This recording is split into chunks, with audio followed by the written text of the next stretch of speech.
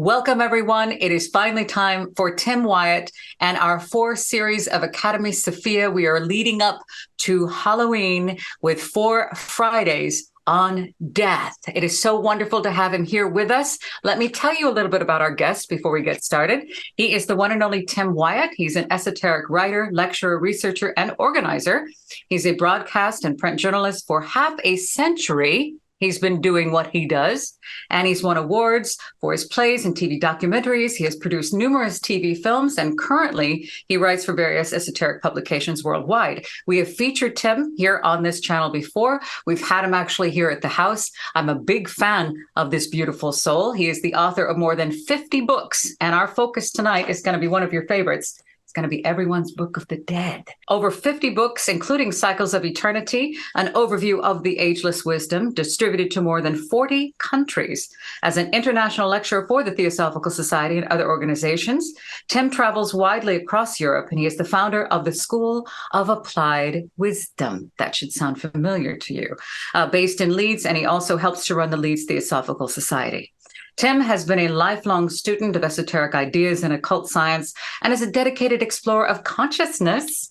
And he's a lover of the natural world and lives in Yorkshire with his cat, Electra. Welcome, Tim Wyatt, to the stage. Thank you for that very effusive welcome, Anne, as always. Thank you. Much appreciated.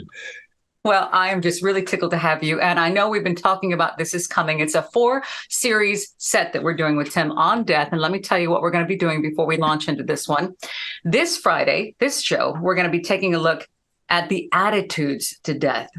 Death is something that's going to happen to us. Death is an absolute. We're going to be talking about death, the death and dying. Now, next Friday, we're going to be moving forward to talking about what happens after we die. What happens after we leave the physical? After death states is our focus next Friday. Then our third Friday with Tim, we're going to be moving on to something very important, reincarnation and karma, the balance, the cycles. We're going to be talking about that with him. And to wrap it up right before Halloween, we'll be talking about the evidence, the proof of reincarnation. And hopefully Tim will spend some time with us on spooks and specters and Mayavirupa and astral shells and all of that. Does that sound pretty good, Tim? That sounds like it covers most of the bases, although no doubt we'll find some new ones as well during the course of our talks.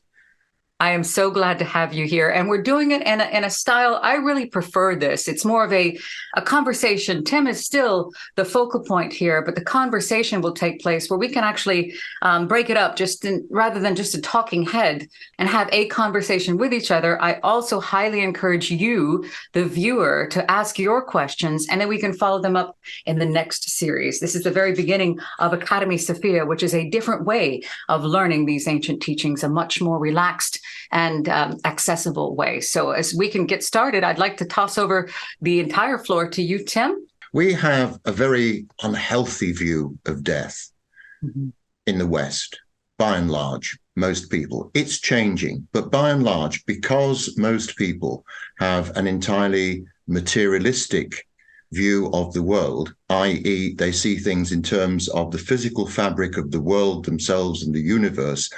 They don't accept that the human being has more subtle parts to them, subtle bodies, invisible envelopes. And they don't also agree that there are non-physical states of reality, which there are.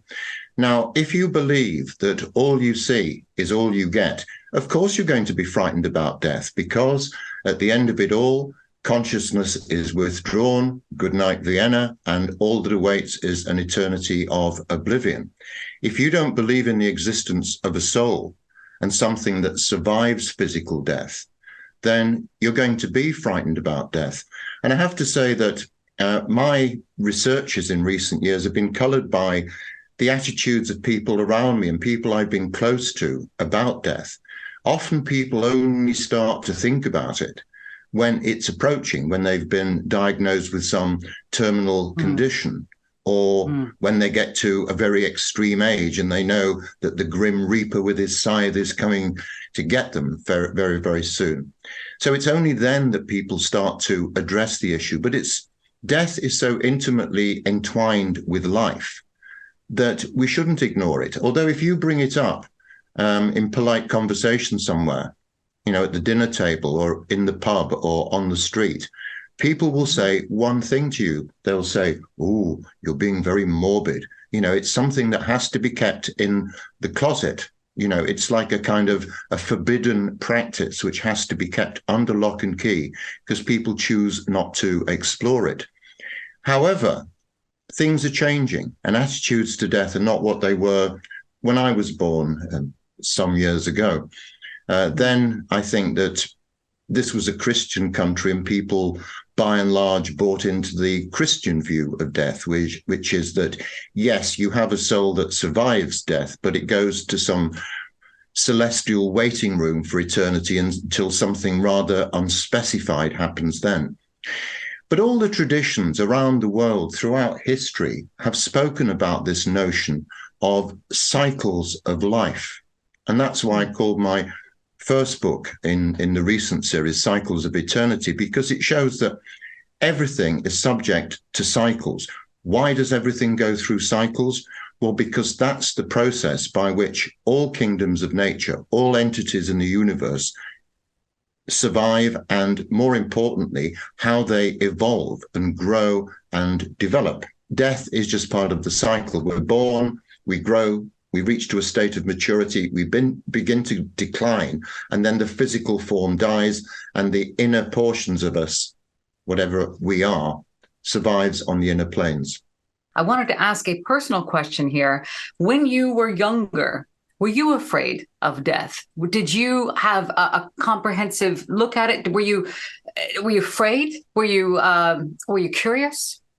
I was very curious. Every Sunday afternoon, my parents and I, we lived in a small village not far from where I live now. And we used to go out on walks in the fields before they built houses on them. And there were many small churches because Yorkshire had been a particularly religious place, especially amongst the various Protestant sects like the Methodists and the Baptists and the Congregationalists. And there are loads of these churches. And I used to love to walk around the graveyards and read the inscriptions on the graves. And I used to ask my parents, why did this person die at 6 months old? And why did this man here live to the age of 93? And they said, I don't know. And I asked the priest at the church and I asked my teachers. No one could answer these questions. And so the next development was when I was about 8 years old and I was playing football in the school playground with my friends. And suddenly something made me just withdraw from this game. And I went over and leant on the wall. And I had this overwhelming feeling that I'd been here before, not in that playground, not with these children, but I'd been on this earth before. And it was an overwhelming feeling, which at the time I kept to myself. But throughout my whole childhood and since then, I've always believed in the survival of something at the core of us, our souls, if you want to call it that, which survives physical death. Because one life on this earth makes no logical sense, either esoterically or in any other way. What can you learn in one life? If the purpose of life is to evolve, what can you learn in one life, especially if you died a few hours old? Do you feel, though, that somehow, was it the Victorians? When did we stop looking at death as part of life, as natural as birth? When did we, in the Western world, all of a sudden act like it was something that was never going to happen? I think attitudes began to change as society began to change, probably from about 250 years ago when the first vestiges of the Industrial Revolution appeared, and they increased massively during the 19th century. The influence of the church declined throughout the 19th century and much of the 20th century. And so there was a kind of a vacuum. And people have become so imbued with this materialistic view of a mechanical clockwork universe that they saw themselves as nothing more than machines. And so I think this divorced them from any sense of a spiritual identity underneath the physical identity or within the physical identity. So I think this is when it started to change. Before that, everybody had just bought into the religious view that, if you're good, you go to heaven. If not, you go to the other place and get tormented by some guy with a tail for, forever. ever. Yeah, forever. Yeah. All eternity, because you made a mistake. Okay, Tim, then let me ask you, why are humans fascinated, absolutely consumed with the paranormal? Is this some kind of way for us to not only enjoy the thrill of the scare, but actually maybe find comfort that there is something more than just the physical world? Well, I think it's almost a vicarious way of people accepting the fact that there are hidden realms and hidden entities. People want to believe this. And if you look at spiritualism, for example, which became a very, very big thing in America in the mid 19th century and reached an absolute peak of popularity after the American Civil War, in which 600,000 men predominantly had been killed. Mothers, daughters, wives wanted to know what had happened to their men. And so this was why there was an interest in it. But when it happens, it's happening at a time of massive industrialization, building railroads, conquering new lands, building infrastructure, steelworks, and all the trappings of modern society. So in some ways, it could be seen as a kind of reaction against that. You'll note that people like the Romantic poets, Wordsworth and Keats and others, they railed against the modern world, against railways and things, because they thought they were driving human beings too far away from their natural habitat, which is the natural world. And so I think this is where these attitudes started to kick in. And since then, we've had more industrialization, more mechanization. Obviously, now we're in the digital age, which has driven us in some ways even further away. But I think it shows that people have an innate hunger to know that there are realms and entities beyond themselves and that something survives death. Do you think that because now we can push a button and actually see the other side of the world, we get real-time information, we can see other cultures, other societies? Before, it used to be regional, where we had the same radio station, the same newspaper, the same TV shows. Now that we can see, do you think that we're beginning as this humanity together, are we beginning to see the bigger picture? Do you think that as we're moving forward to be able to understand, because I always say this on this channel, that if we can only understand death and get our head around that, we can learn the meaning of life. What do you think the internet has done for us to get more ideas about where we're going and who we are? Well, it's had a sensational impact, hasn't it? The internet is something that's also produced its own rafts of problems and issues and things that we never even dreamed of before. But looked at in a very positive way, it has united humanity. But having said that, humanity has always been united because we all contribute to something called the mental body of the world, consciously or unconsciously. One of the key precepts of the ageless wisdom is that everything is connected. There is one life in the universe which manifests in myriad different forms.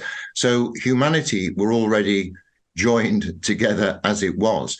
The internet has just made it much more easy for people to communicate across continents and to spread these ideas. So from that point of view, when used wisely and correctly, the internet has been a sensational tool.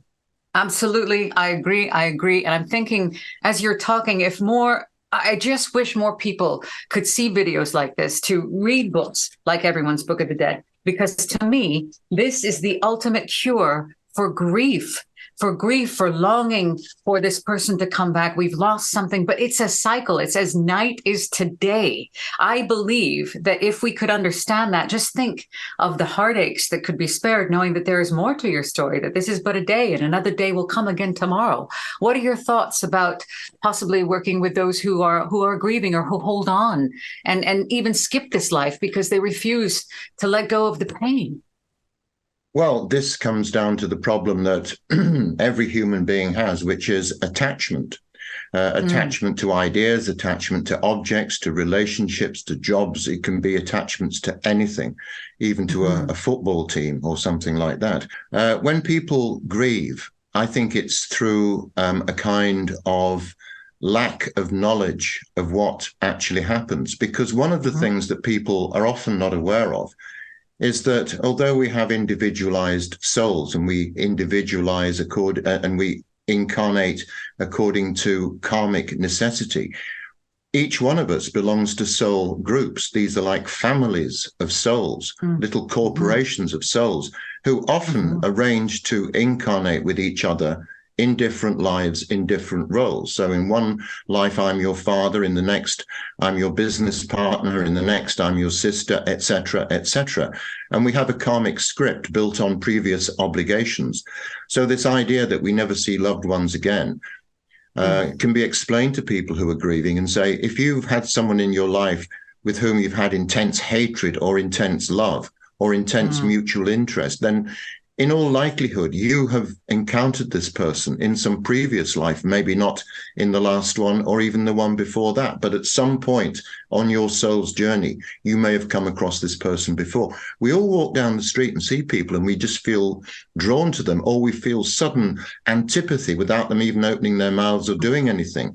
Do you believe that anyone who's watching this video, do you think they're going to think that we're crazy? Even though the year is 2023 and we're talking about past lives, I recognize this person from a past life. I have a bond with them. I have lived before, possibly on another planet, not Earth. Do you think that in this time, in this day and age, that we are not going to be looked at as insane? Do you think there might be more reception now? Oh, I definitely think there will be better receptivity to this idea than, say, there would have been when I was born. I mean, then, probably fewer than 1% of people in, say, in the UK believed in reincarnation. Now in the West, generally, somewhere between a quarter and a third of people, depending on how you phrase the question, believe that something survives death. So up to a third of people believe that there is some inner part of themselves which continues on its own journey and which eventually leads to rebirth of some kind. Obviously, some traditions believe that human beings can be reborn as trees or animals and that sort of thing. But I think certainly within the Theosophical tradition and the modern interpretation of the ageless wisdom, that process, which is known as metempsychosis, is not possible. Once you've achieved individuality in the human kingdom, there you stay. You don't suddenly become an ant or a buttercup or anything. I think it's the method of death. It's the method of what's going to be painful on your way out to exit this body. I think that frightens us. But would you say, Tim, if you knew that death was imminent, say tonight, would you be afraid? What are your thoughts if you knew it was maybe an hour away? It wouldn't frighten me at all because it's something I've thought about all my life, and it will come either expectedly if I, am diagnosed with some terminal disease, or it will come in another way. But no, I'm quite aligned to the fact that I have to walk through that door at some time. But you made a very important point, Anne, and it's this process of dying which actually is, forgive the pun, the killer.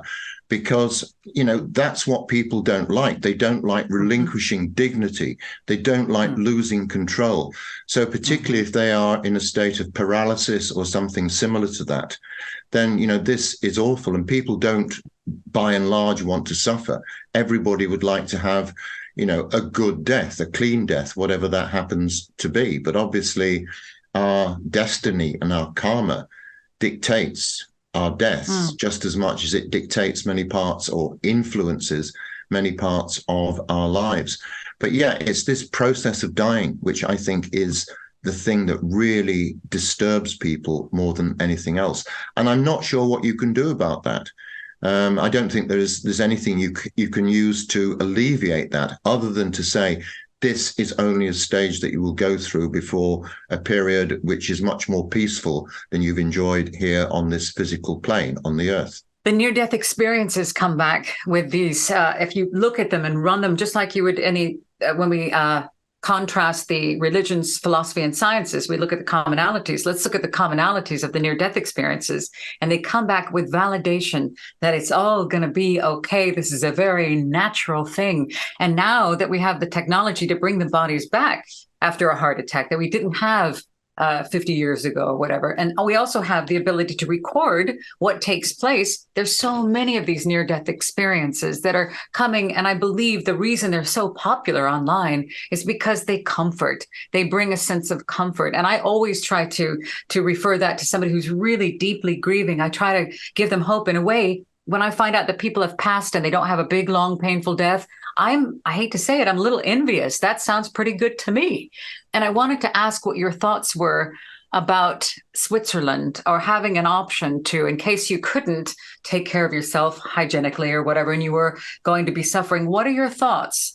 Where's the line drawn between us being able to push a button if we can't look after ourselves, and suicide if we were going to avoid that, in a theosophical or perennial philosophy mindset? What is your thoughts on that?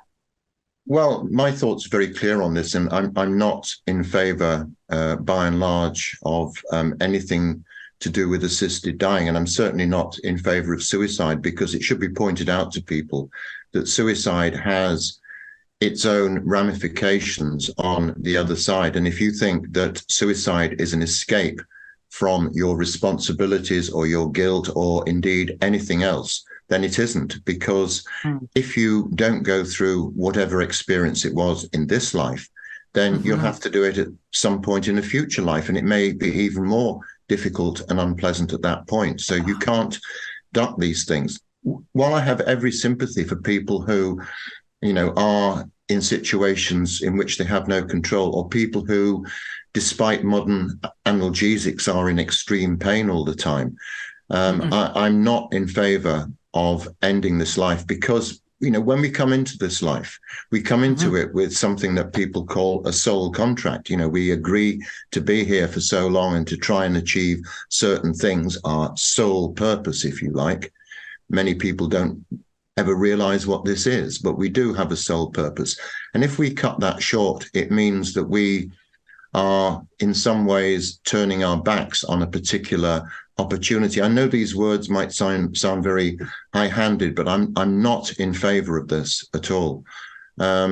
People may have different views, and people may have personal circumstances where they choose this option. But personally, I hope that I'm never in a position where I would have to do that. But I sympathize with people wanting to do it.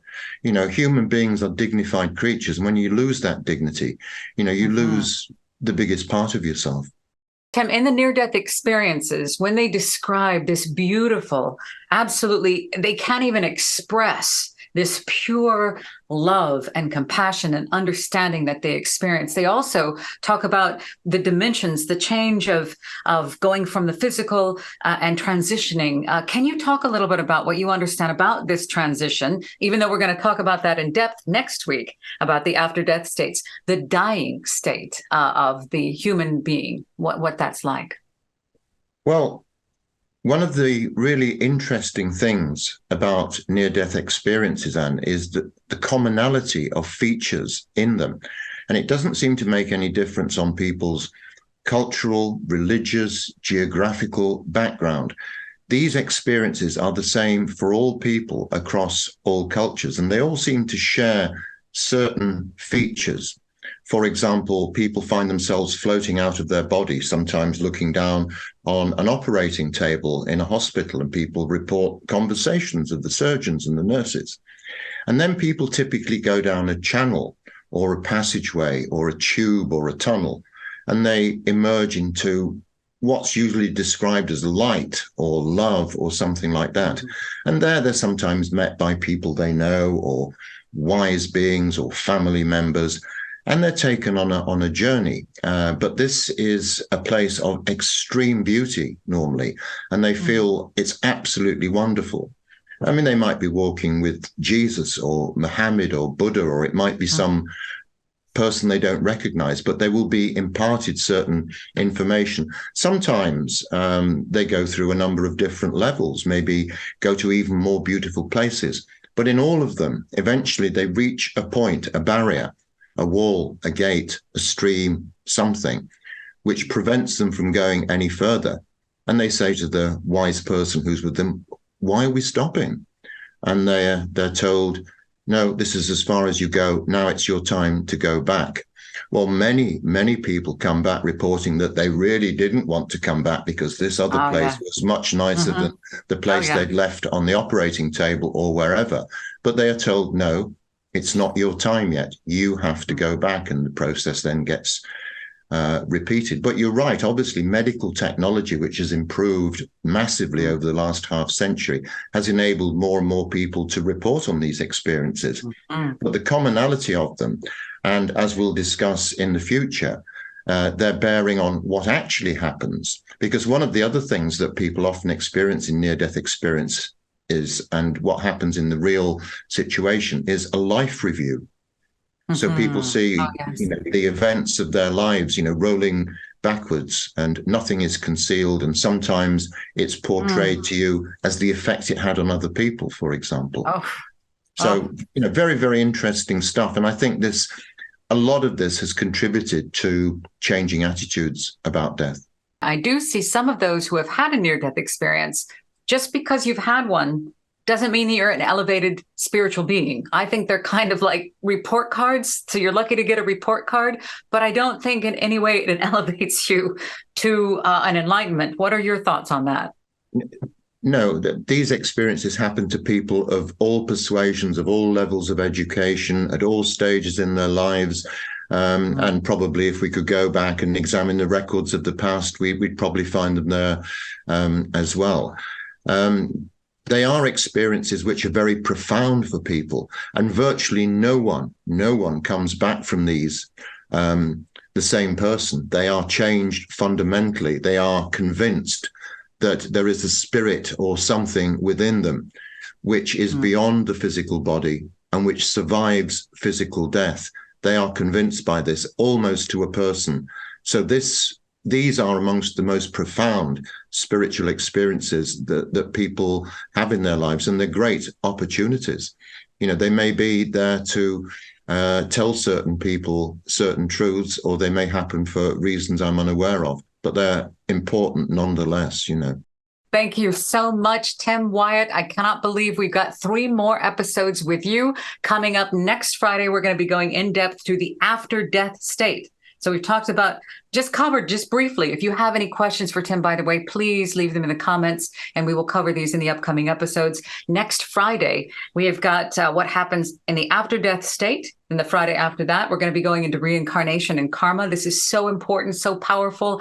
And on the 4th Friday, which is right before Halloween, we'll be talking about proof and evidence of reincarnation, which is absolutely fascinating. We could talk for hours about this, but we'll also be covering some spooks and ghosts, specters, astral shells, and so much more with Tim Wyatt on death. Now, the book that we're talking about that was inspiring all of this, that I fell in love with, this is the reason I invited him to come do this series, is called Everyone's Book of the Dead. I'm going to put it up here so you can see it. I've also got the Firewheel Books link in the show notes down below, and you'll see it here in the video as well. Everyone's Book of the Dead. I'm going to ask Tim to tell you why he chose this title really quick. Let's give a little synopsis from the author about this fantastic text. Why did you write Everyone's Book of the Dead, Tim? Well, when I started researching death, the 2 things that I wanted to do was to, as I said earlier on, take the fear out of it, but also provide a kind of roadmap for what people can expect. Because if you're going on holiday somewhere, you want to find out a bit about the place before you get there, don't you? So I thought, well, the Tibetans have got a Book of the Dead. The Egyptians have got a Book of the Dead.